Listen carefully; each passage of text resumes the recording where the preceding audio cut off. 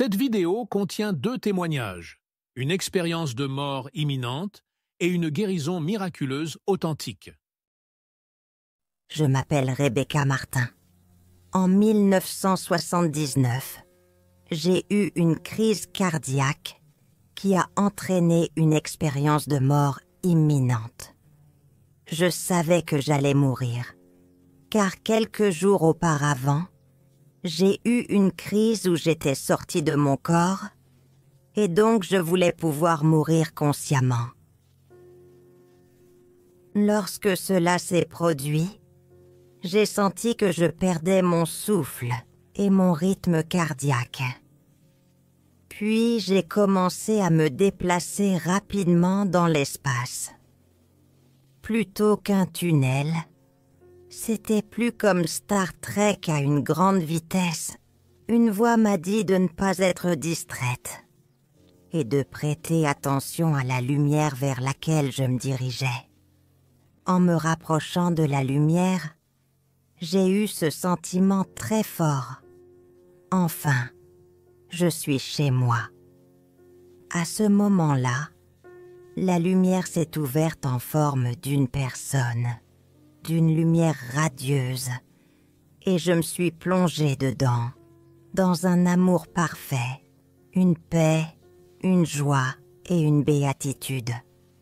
Une sensation incroyable.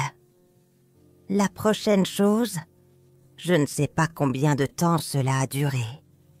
La prochaine chose que j'ai vue est que je suis assise à une table de noces, une longue table de noces, et mes poignets reposaient sur la table.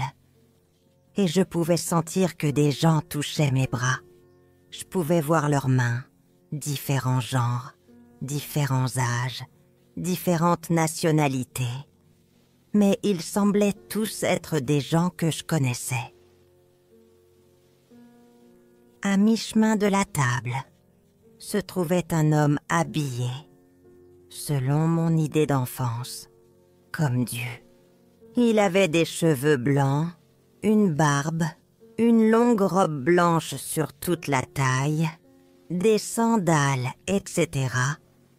Et il m'a envoyé un message en pensée, plutôt sévère, je pense, car j'avais une idée assez sévère de Dieu à l'époque, où j'étais jeune. Et il a dit « Que veux-tu » La réponse suivante que j'ai donnée était « Je veux connaître la vérité ». J'ai lutté pendant un certain temps dans ma vie avec cette idée. Comment pourrait-il y avoir un Dieu aimant, avec tant de malheurs sur terre? Eh bien, la prochaine chose que je savais, cet être radieux, est apparu au bout de la table. La table semblait en fait disparaître dans l'espace à ce moment-là, et elle était faite de flammes bleu-vert, et il a parlé à haute voix. Tout ce que tu as besoin de croire, c'est de croire en l'amour du Christ pour toi.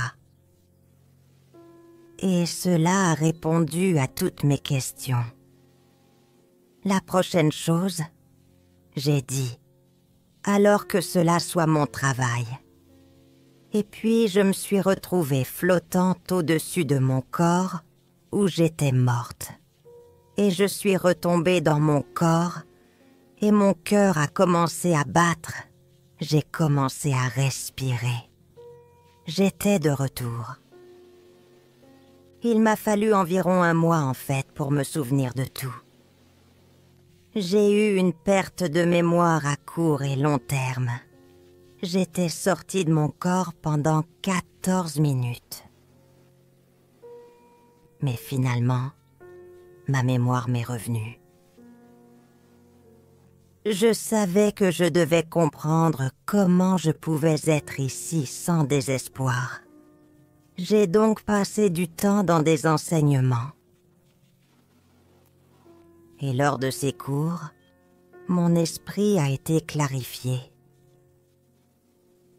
Avec la compréhension que je devais apprendre à arrêter d'être sévère, de juger de tout le monde, y compris moi-même.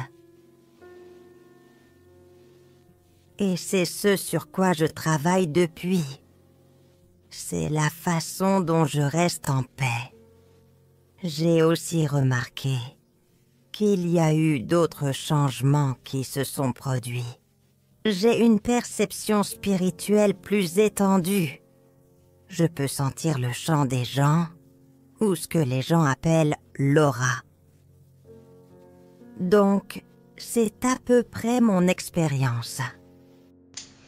Bonjour à tous, je voulais donner mon témoignage pour remercier le Seigneur Jésus-Christ de m'avoir sauvé. En fait, j'étais très en grande souffrance parce que je trouvais personne qui m'aime vraiment comme je l'aimais, quoi. Hein. Que ce soit en ami, euh, que ce soit en amour. C'était très dur pour moi. Donc j'étais en grande souffrance. Et un jour où j'étais encore en grande souffrance, j'ai dit à haute voix, mais quand est-ce que je vais rencontrer quelqu'un qui m'aime plus que moi-même? Parce que ma vie, c'est un cercle vicieux, quoi. Il n'y a rien qui change. C'est toujours pareil. Et jusqu'à je me demande si le suicide en fait est la solution et la fin et qu'enfin je pourrais me reposer. Et donc j'étais en pleurs et j'ai parlé. Et puis le lendemain, j'avais déjà oublié tout ça, hein, j'avais de nouveau le sourire et tout. Comme en fait j'avais tellement l'habitude de pas avoir le retour des gens, etc. En fait, voilà, je repartais avec le sourire et tout. Quand en fait j'ai rencontré une une fille africaine. En fait, je voulais me faire tresser les cheveux et, euh, et je cherchais dans cette ville que je venais d'arriver, hein, je cherchais absolument quelqu'un pour me tresser, mais à chaque fois les femmes elles me regardaient toujours de travers, mais toujours de travers. Et je me disais, mais c'est pas possible, les femmes africaines qui d'habitude sont très très gentilles, comment ça se fait que, voilà quoi. Là elles sont franchement pas sympas du tout ici dans cette ville quoi. Mais cette fille-là, elle me regarde et elle me sourit. Donc moi je me dis, mais elle est bizarre celle-là par rapport aux autres. Hein. Et puis, donc je me retourne, quand elle est passée, je me retourne, elle aussi elle se retourne. Et du coup, je vais vers elle et puis je lui dis, écoute, parce que c'était une jeune, hein, je dis, écoute, tu pourrais pas me faire les cheveux, je voudrais faire des tresses et tout. Et puis elle me fait, ben écoute, moi je peux pas parce que je sais pas faire et tout. Je lui fais, ben, elle avait un enfant en fait dans une poussette. Donc je lui dis, ben écoute, fais-le et puis si ça marche pas, ben, je vais défaire et puis je demanderai à quelqu'un d'autre. Parce que pour l'instant, j'ai trouvé personne. Donc elle me dit, bah, d'accord, viens cet après-midi chez moi. Donc je vais chez elle l'après-midi. Et en fait, à peine en rentrant dans la pièce, le salon, en fait, j'entends une merveilleuse musique, quoi. En fait, j'aimais tellement la musique que je lui dis, bah écoute, ta musique là, elle est géniale. Et elle me dit, bah écoute, c'est des chansons qui louent Dieu. Alors là, moi je me suis mise à rire parce que en fait je ne savais pas qu'il y avait des chansons pour louer Dieu. Je me suis mise à rire et tout, c'était drôle. Et là, de là, elle commence à me parler de Dieu. Et bon, ben, moi je lui dis, bah écoute, je fais pas de mal à qui que ce soit. Quand on me demande de l'aide, j'aide et tout. Donc je vois pas ce que je peux faire de plus dans ma vie, quoi. Franchement, je vis bien, je suis heureuse et tout va bien. Et puis elle me fait, non, mais tu fais des choses qui fait que tu as péché, que tu dois demander pardon et tout, etc. Enfin bref, j'ai pas trop compris sur l'instant, etc. Et elle me dit, Dieu y guérit. Alors là, j'ai éclaté de rire totalement parce que je lui ai dit, bah écoute, si Dieu guérissait, ça se saurait. Parce que à l'époque, j'avais un problème à la gorge qui en fait venait d'une angine de Vincent. Et le médecin, en fait l'angine de Vincent, c'est deux bactéries ensemble qui rongent l'intérieur. Bah, pour moi, c'était la gorge. C'était en fait les amygdales. Et le médecin m'avait raté. Donc pendant l'opération, au lieu d'aspirer la boule de pus en fait qui s'était formée, il a fait éclater la boule de pus. Ça fait qu'il a opéré à l'aveuglette pour pas avoir opéré pour rien quoi. Et le lendemain, quand il était venu me voir, il m'a dit bah écoutez, on va essayer de voir si on peut vous refermer ça, etc. Et en fait, il m'a dit bah non, on peut pas, le trou il est trop gros. Donc je parlais comme ça. Et je bavais beaucoup. Euh, J'avais mal aussi, j'avais une grosse douleur, donc je mangeais pas très bien. Euh, donc il fallait beaucoup articuler quand je parlais. Et du coup, c'était très fatigant. Et puis même physiquement, moi qui avais l'habitude de me faire belle et tout, c'est vrai que c'était dur, quoi. C'était dur comme situation. Et donc, qu'elle me dise que Dieu est guéri, je lui dis, bah écoute, ça se saurait. Ça se saurait. Et là, de là, elle commence à me montrer un site, enseigne-moi.com, et elle me dit, bah regarde, il y a des gens qui sont guéris. Donc, je souris encore, parce qu'en fait, la veille, j'avais vu un reportage sur une personne évangélique qui avait dans les coulisses quelqu'un qui lui soufflait en fait des choses. Dire bah, telle dame avait un cancer. Donc on voyait que le prédicateur, il allait vers la personne, il disait ouais toi, t'as ceci, t'as cela. Donc je dis écoute, si Dieu apparemment, si j'ai bien compris, il a fait le ciel et la terre. Hmm. Si guérirait, ça se saurait. Et puis bon ben voilà quoi. Hein. Donc elle continue à me parler de son Dieu, mais moi en fait ça m'intéresse absolument pas.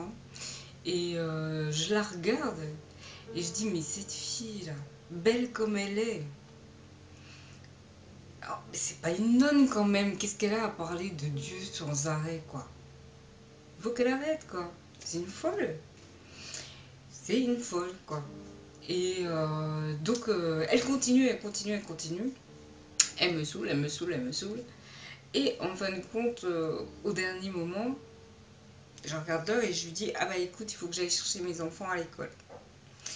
Et puis elle me fait, non, bah on va prier. J'ai dit non, non, non, là je suis en retard, je dois aller absolument aller chercher les enfants à l'école. Donc je pars très très rapidement et puis hop, je vais chercher des enfants. Et ensuite, en fait, on me les a gardés parce que j'ai oublié de la payer. Donc je dis à la personne, je fais écoute, je dois aller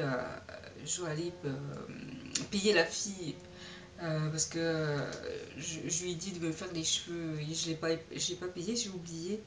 Et quand même, ça se fait pas, quoi. Alors la personne me dit, mais tu t'en moques, de toute façon, tu vas plus la recroiser, cette fille-là. T'en as rien à faire. T'as qu'à garder l'argent. Puis je lui dis, non, non, non, je serais pas à l'aise. En plus, elle a une petite et tout. Elle m'a fait mes cheveux. Donc, je vais aller la voir et puis lui donner l'argent, quoi. Donc, je vais la voir de nouveau. Et en fait, il me manquait une mèche ici, à ce niveau-là. Mais comme j'avais un bandeau, moi je me suis dit c'est bon quoi. Mais elle me dit oh bah attends bah je vais. C'était pas la peine de revenir pour ça quoi, pour l'argent. Elle me fait t'aurais dû garder et tout. Et puis je fais non non non, je t'avais promis et je te donne. Et donc à ce moment-là, elle me fait ma mèche puis elle me reparle encore bah, de Dieu. Puis après il arrive un moment où je dis mince alors le temps passe trop vite, il fait nuit. Et puis elle me fait bon bah écoute on va prier. J'ai dit non non non moi je prie pas. Elle me fait si si on va prier. Je fais non non non moi je prie pas. Elle me fait si on va prier. Bon j'ai dit du calme reste tranquille. Et je dis bon bah ok on va prier. mais pour te faire plaisir. Hein. Et donc, du coup, elle s'est mise à chanter. Alors, elle ferme les yeux.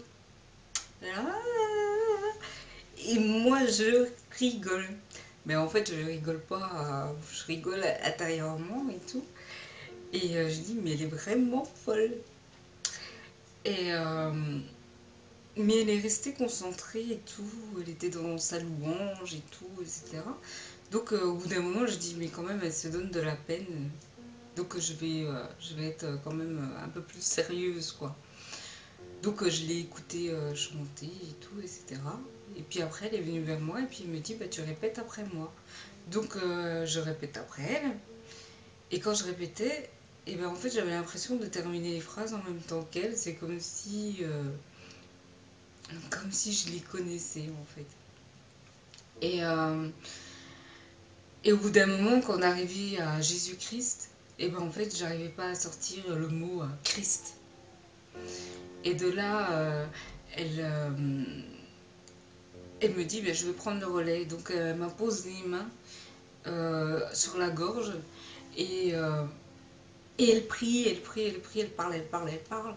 Et à ce moment-là, en fait, j'ai senti comme des serpents qui... C'était tout vivant, en fait. Ça faisait... je peux même pas expliquer comment c'était. Et c'était tout vivant à l'intérieur de ma gorge et tout. Je me suis mise à pleurer. Je me suis mise à pleurer, pleurer, pleurer, pleurer. Et, et de là, bah, elle s'arrête de prier. Et elle me dit, bah alors, comment tu te sens et tout. Je dis, bah écoute, j'ai chaud, j'ai froid, je sais pas trop. Et puis j'ai envie de rentrer chez moi, quoi. Donc j'appelle une personne qui vient me chercher. La personne qui vient me chercher, je lui fais, ouais, c'est une folle, tu sais quoi, elle m'a fait prier, c'est n'importe quoi et tout. Ça fait bizarre dans ma gorge et tout. Et il me dit, mais qu'est-ce qui t'arrive? J'ai dit, mais je te dis que c'est une folle, là. Elle m'a fait prier et tout, ça me fait bizarre dans la gorge. Et puis il me dit, mais c'est pas ça, c'est que tu parles normalement. Oh purée. Je dis, mais t'as raison, je parle normalement. J'avais un peu mal à l'articuler. C'est incroyable, quoi. Je dis, non, c'est bizarre cette histoire. Je fais, mais si Dieu existait vraiment. Et en fait, de là, en fait, comment Et de là, en fait, à l'époque, je vivais avec quelqu'un qui était séparé. Donc, pour moi, c'était quelque chose de normal. Il était séparé, donc il n'est plus avec elle. Donc, voilà. Et, euh, et lui, il a voulu coucher avec moi, en fait. Et je lui dis non, je peux pas. Et puis, il me dit, mais qu'est-ce qu'il y a et tout comment ça se fait Je lui dis, écoute, je peux pas. Je sais que je suis pas vierge.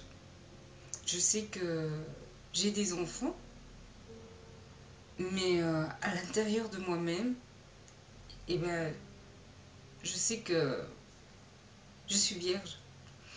Et lui, en fait, il a pété à plomb, évidemment. Il m'a dit, ok, t'as qu'à prendre tes clics et tes claques et tu t'en vas. Et donc, j'étais fâchée. Hein, et quand je suis fâchée, ben, qu'est-ce que je fais? Je vais faire la vaisselle. Donc, je vais faire la vaisselle. Oh, je fais toujours ma vaisselle quand même. Hein. Mais bon, je vais faire la vaisselle parce que c'était le soir. Hein. Je vais faire la vaisselle. Et à ce moment-là, je regarde dehors parce que devant l'évier, en fait, il y avait la fenêtre.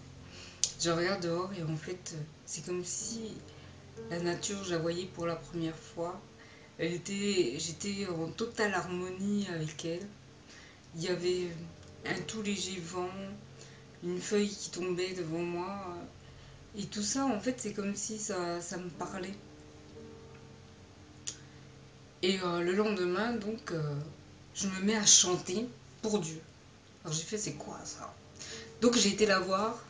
J'ai fait, ouais, qu'est-ce que tu m'as fait et tout. Je me mets à chanter Dieu, je me sens vierge et tout. Et elle me dit, mais c'est la nouvelle naissance. C'est la nouvelle naissance. Je suis née de nouveau. Et en fait, depuis ce jour-là, en fait, j'ai une paix et une joie à l'intérieur de moi que je peux même pas décrire, qui n'est pas comparable à celle du monde quand on cherche du plaisir à droite et à gauche. C'est une paix vraiment stable qui ne change jamais. Et pourquoi j'ai voulu témoigner, c'est pour que vous aussi vous puissiez vivre la même chose que moi. Oui, il y a eu la guérison, mais surtout il y a eu Jésus, Jésus dans mon cœur, quoi. Voilà. Amen. Ici une parole que Dieu t'a choisie. Il souhaitait venir sur toi une grande lumière. Ce n'est pas une petite lumière et ce n'est pas une petite onction. Il faut avancer et s'accrocher.